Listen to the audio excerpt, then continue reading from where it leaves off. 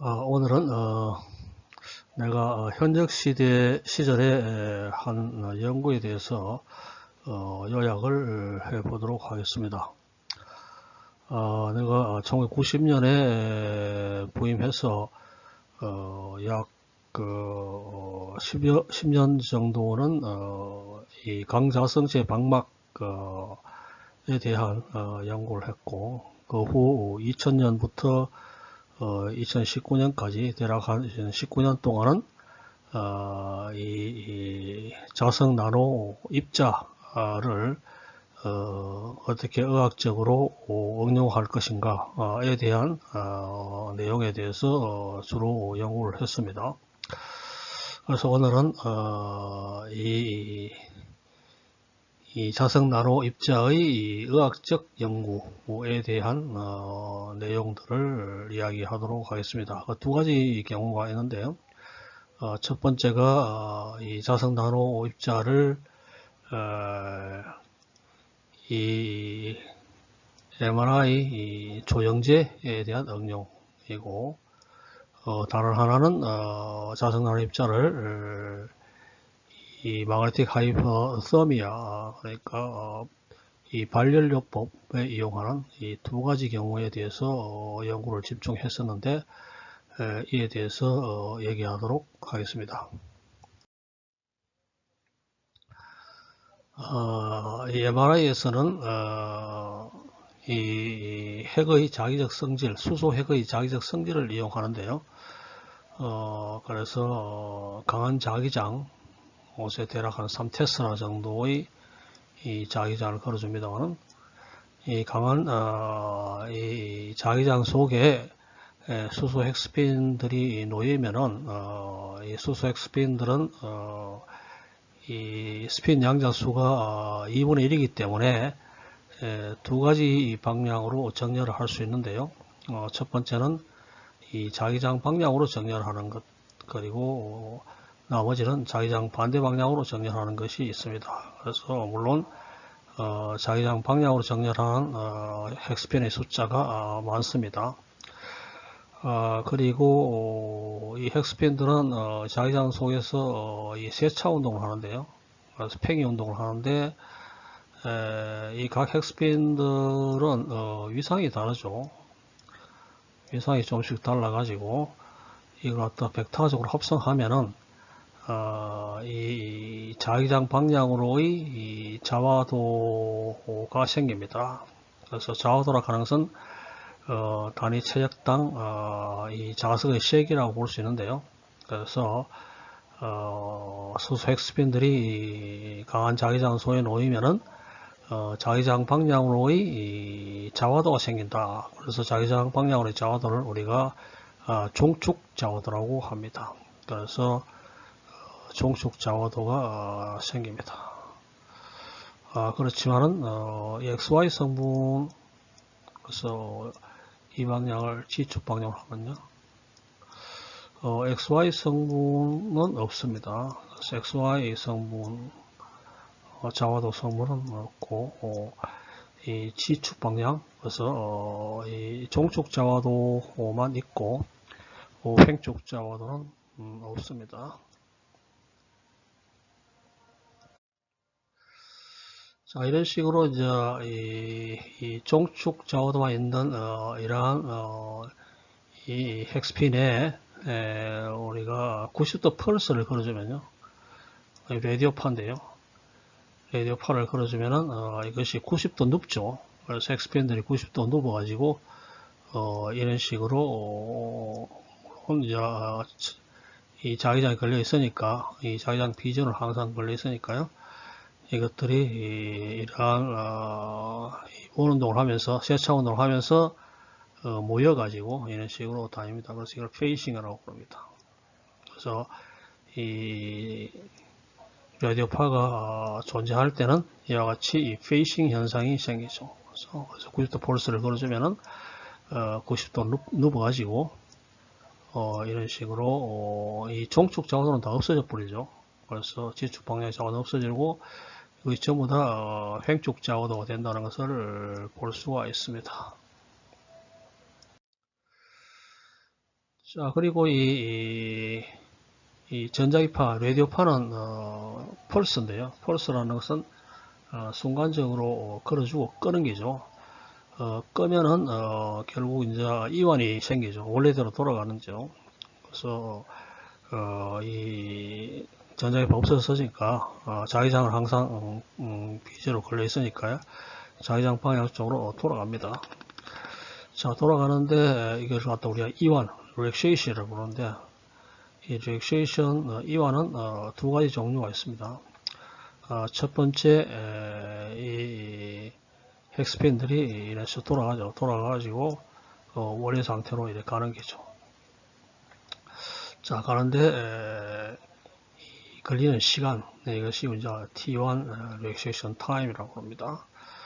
그래서 처음에는 이 종축 자고도가 없죠. 그래서 완전히 누웠으니까요. 누워서 종축 자도 없는데 이것이 점점 원래 상태로 회복하는 이런 식으로 회복하는데요. 그래서 이런 식으로 원래 상태로 회복하는데 걸리는 시간, 그래서 63%까지 회복하는데 걸리는 시간을 우리가 T1 이완 시간이라고 합니다. 그래서 핵스핀들이 이완을 할 때 결국 주위에 에너지를 주고 원래 상태로 돌아가는데요. 그래서 이거 갖다가 주위 레티스하고의 인터랙션 때문에 인터랙션에 의해서 원래 상태로 돌아가니까 이걸 갖다 우리가 스핀 레티스 릴렉세이션이라고 부릅니다. 자, 그리고 또 하나는 이 전자기파가 걸려 있을 경우에는 페이싱으로 같이 뭉쳐가지고 이래 돌다가 전자기파 없어져 보면 이게 흩어지죠. 흩어지죠. 흩어지는 원인은 결과적으로 이 핵스핀 사이의 자기적 인터랙션 때문에 그렇죠. 그래서 우리가 이 스핀, 핵스핀들 사이간의 이 자기적 인터랙션에 의해서 흐트러지는 릴렉세이션 되는 이런 시간을 갖다가 이야기하니까 이걸 갖다가 스핀 릴렉세이션 타임이라 부르고 또는 T2 릴렉세이션 타임이라 부릅니다. 자, 그래서 처음에는 이 횡축 자고도만 있었죠. 이따가 이것이 좀 흐트러지니까 결과적으로 횡축 자고도가 없어지죠. 그래서 쭉 없어지는 것을 볼 수 있고요. 그래서 T2 이하의 시간이라는 것은 37%만 남아있는 그 상태를 우리가 그때까지 걸리는 시간을 T2 이하의 시간이라고 합니다. 그래서 이 MRI에서 신호를 관측하는 것은 결국 이제 파라데이 법칙에 의해서인데요. 이런 식으로 RF 코일이 두면은 결과적으로 이건 자석이니까요. 자석이 이제 이런 식으로 이 면적을 지나가면은 이 파라데이 법칙에서 펄스 자속이 변하죠. 자속이 변함으로써 m.a가 자속이죠. 자속이 변함으로써 결과적으로 우리가 양단에 이런 식으로 전압이 관찰됩니다. 자, 그래서 이 자속에 관련되는 것은 결국 이 횡축 자고도밖에 없죠. 종축 자고도는 이 방향이니까 없으니까. 그래서 이 횡축 자고도가 이 주의 코일을 지나가는 시간에 따라 변하니까 그 자속이 변하니까 그래서 우리가 전압으로서 신호를 관찰하는 이런 것이 바로 이제 MRI에서 관찰하는 기본적인 그 신호 획득 원리가 파라데이 법칙입니다. 자, 여러 가지 그 펄스 시퀀스를 통해서 우리가 결국 그 각 조직 간의 이완 시간의 차이 를 갖다가 구하면은 이완 시간 차이가 나니까 그 차이를 명암으로 표시하면 우리 영상이 되잖아요. 그래서 우리가 이미지 파라메타는 이완 시간입니다. 그래서 이완 시간 두 가지 있다 했죠. T1 이완 시간, T2 이완 시간 또는 양성자 밀도 거기서 이제 물 성분이 많으냐 적으냐에 따라서 또 우리가 신호의 세기의 차이가 있으니까 그걸 명암으로 처리할 수 있죠. 그래서 영상 인자는 이완 시간과 양성자 밀도라는 것을 알 수 있고요. 그래서 각 조직의 이완 시간과 양성자 밀도의 차이를 관측하는데, 측정하는데 우리가 펄스 시퀀서를 이용합니다. 뭐 여러 가지 펄스 시퀀서가 있는데 시퀀서에 대해서 이야기를 갖다가 상세하지 않겠습니다만, 간단한 경우에 90도 펄스에 대한 경우, 간단한 경우 한번 알아봅시다. 여기서 A 조직하고 B 조직이 있다 칩시다. 그래서 A 조직이 T1, E1 시간이 좀 B 조직보다 좀 짧아요. 자, 그래서 첫 번째 90도 펄스를 걸어주면은 이 종축 좌우도가 모두 다 횡축 좌우도 되잖아요.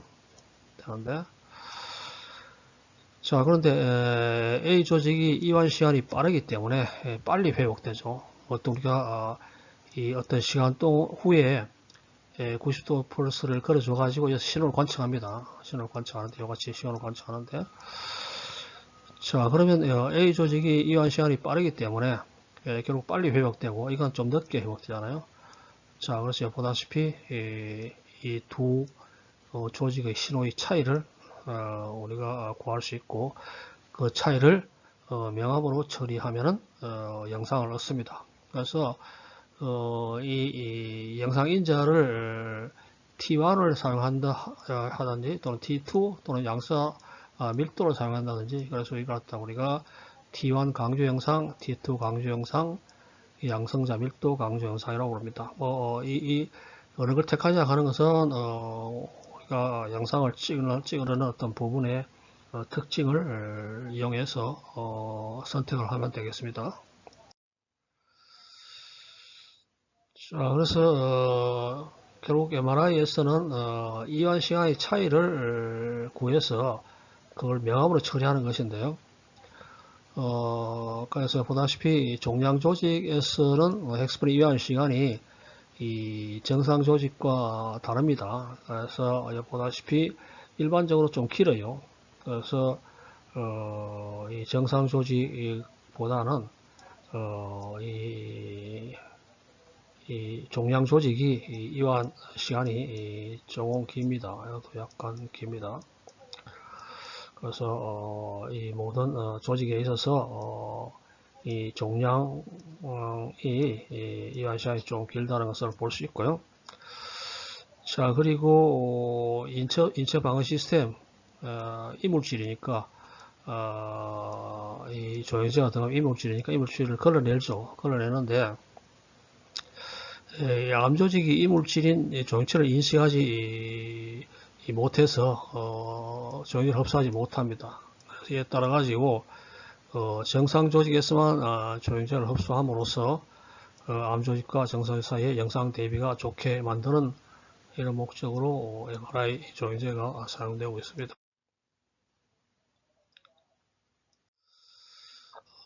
현재 염상적으로 사용하고 있는 조영제 리스트를 이 테이블이 보여주고 있는데요. 이 부분은 이 가들륨하고 망간을 기본으로 하는 그런 조영제고 T1 조영제라고 봅니다. 그래서 이것은 T1 조영제고, 원래 첼레이트 시키는 거 나중 좀 이따 이야기하겠습니다만, 그리고 이 밑에 있는 종류들은 전부 다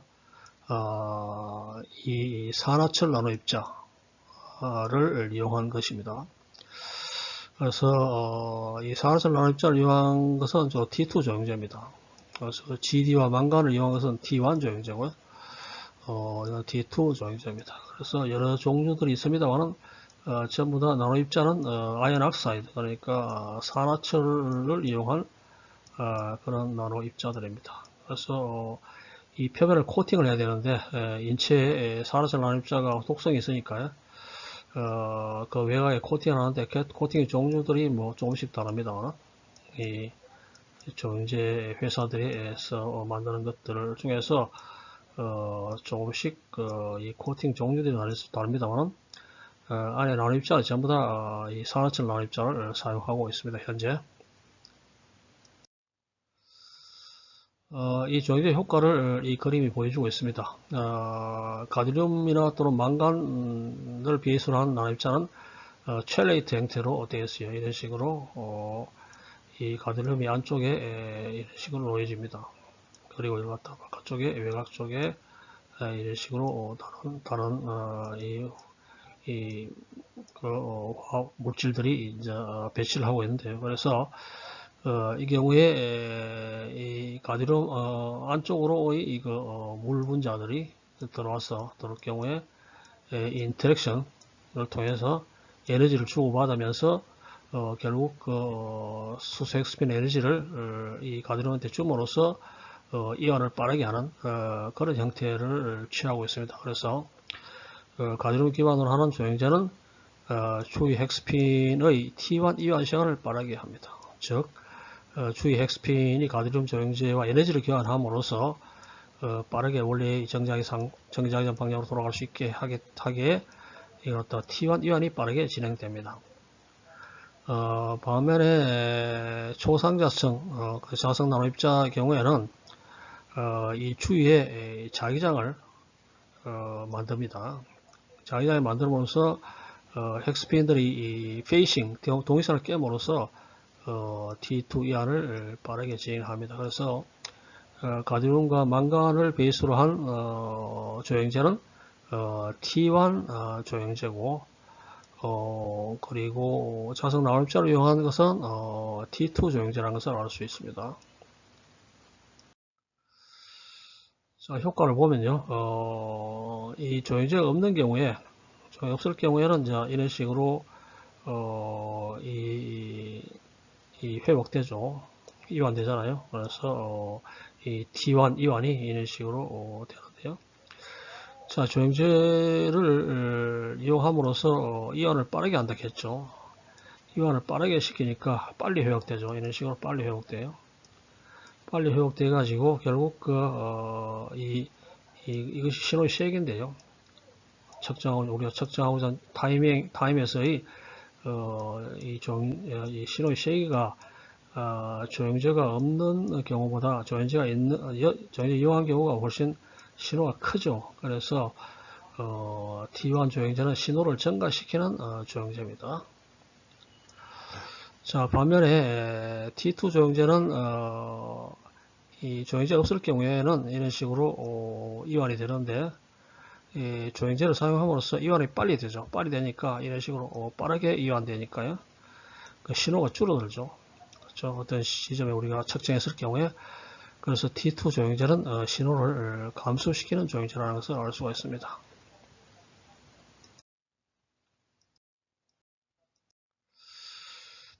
자, 이 경우에 보면은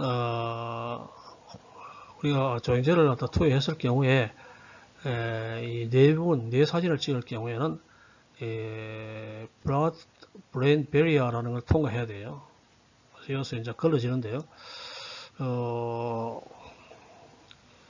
이 blood BBB 이 베리어에 의해서 이 조형제가 이 티슈에 도달하는데 뇌 조직에 도달을 하지 못합니다. 그렇지만은 이 부분에 종양이 있으면 이 종양 조직이 이 베리어를 블러드 브레인 베리어를 디스럽터 시켜가지고 혼동시켜가지고 결국 이 조형제가 이 안쪽으로 침투를 할 수 있게 만들어져요. 그래서 조형제가 없을 때는 우리가 찍어보면은 여기 이 조직이 튜머가 있더라도 우리가 구별하기 힘든데 왜냐하면은 이 조형제가 이 블러드 브레인 베리어에 막혀가지고 침투를 못합니다. 자, 그런데 이 조직이 암 조직이 결국 블러드 브레인 베리어를 혼란시켜 가지고 이 조형제가 안쪽으로 침투하게 만들어져. 그래서 보다시피 이런 식으로 밝게 빛납니다. 그래서 이런 식으로 이 뇌사진 경우에는 이 조형제에 의해서 이런 식으로 종양 조직을 우리가 쉽게 판별할 수 있는데 사용할 수가 있습니다. 자, 일반 조직 경우에 보면은 이 T1 경우에는 T1 강조 영상 T1을 찍을 경우에는 조영제를 흡수한 정상 조직은 T1이 빨라지니까 이건 이제 조영제가 없을 경우고요.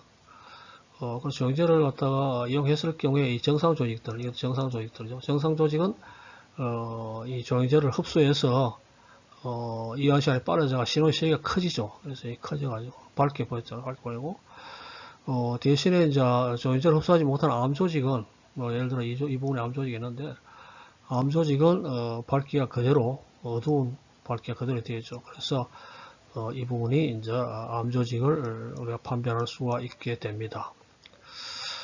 반면에 T2 강조영상의 T2 조영제의 경우에는 이 정상 조직은 이 조영제를 흡수해가지고 T2 이안이 빨라져서 신호의 크기가 줄어들어가지고 어두워지죠. 그래서 이 정상 조직은 어두워지는데 이 암 조직은 조영제를 흡수하지 못해 그대로 밝히니까 우리가 보다시피 이 암 조직과 우리가 쉽게 구별할 수 있습니다. 이와 같이 이 조영제를 이용함으로써 이 암 조직과 정상 조직 사이의 구별을 확실하게 함으로써 우리가 명확한 이 암 조직 위치를 판별할 수가 있습니다.